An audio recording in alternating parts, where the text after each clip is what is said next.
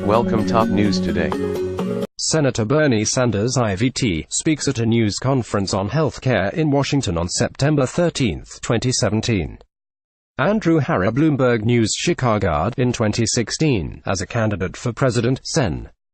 Bernie Sanders IVt could count his endorsements from members of Congress on one hand. This week, he's setting out on a 6-stop, 3-state tour to bolster 3 House candidates who share his politics. Thursday, in Chicago, Sanders will campaign for Shui Garcia, a longtime Chicago politician who is now the odds-on favorite to replace Rep. Luis V. Gutierrez Dill, a safe Democratic seat. On Friday, Sanders will stump in Iowa for Pete D'Alessandro, an organizer for the 2016 presidential campaign in that state now seeking the Democratic nomination in a Democratic swing seat. And on Saturday, Sanders will rally with Randy Bryce, the union organizer running as a Democratic challenger to House Speaker Paul D. Ryan RWIs.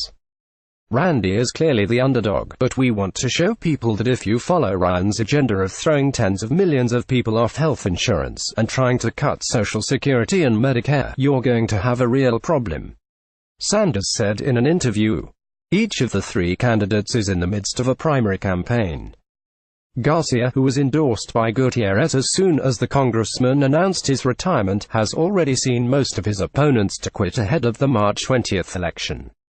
D'Alessandro is one of 6 Democrats fighting for the right to challenge Representative David Young Iowa.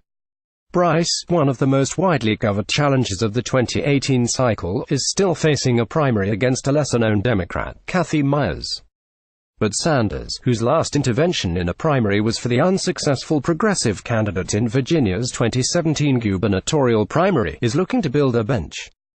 In 2016, Hillary Clinton's second presidential campaign, virtually the entire class of Democratic congressmen and senators backed her over Sanders.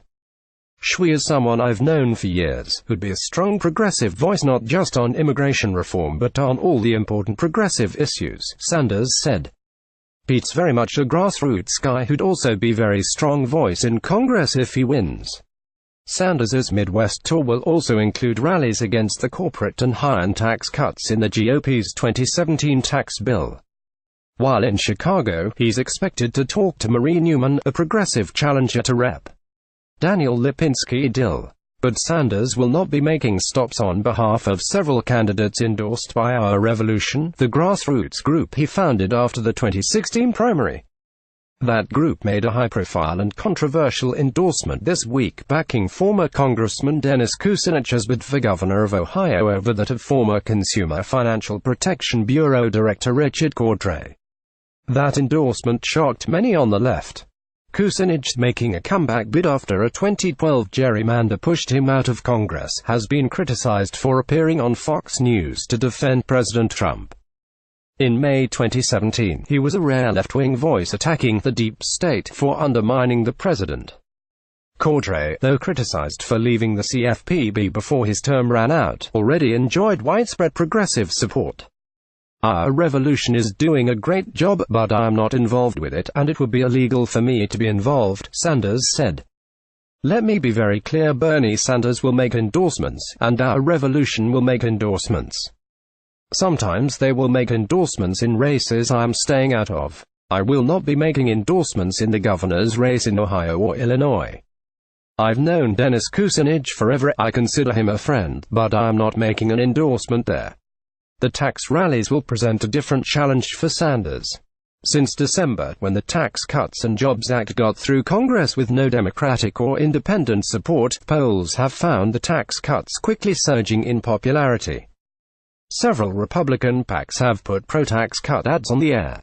In the first congressional special election of 2018, in Pennsylvania's 18th district, the Ryan-aligned Congressional Leadership Fund has run multiple attacks on House Minority Leader Nancy Pelosi Califf, portraying Democrats as snobs for not supporting the tax cuts.